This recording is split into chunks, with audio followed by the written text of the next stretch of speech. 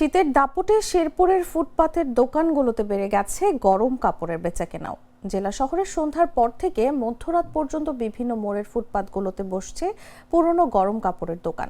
শহরের বড় শোরুমগুলোর চেয়ে ফুটপাতের দোকানে বেশি ভিড় জমাচ্ছেন ক্রেতারা। বিভিন্ন শ্রেণী পেশার লোকজন ভিড় জমিয়েছেন এসব দোকানে।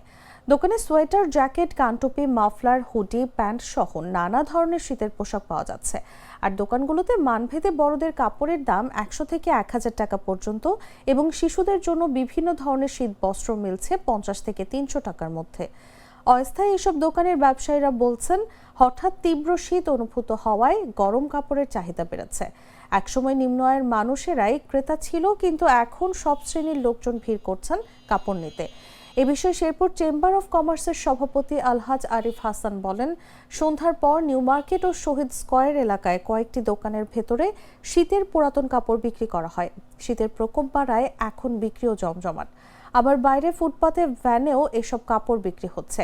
তবে কোনোভাবেই সড়কে এসব দোকান বসানো যাবে না এবং পথচারীদের যেন কোনো ভোগান্তি না হয় সেদিকে ব্যবসায়ীদের খেয়াল রাখার আহ্বান জানান তিনি।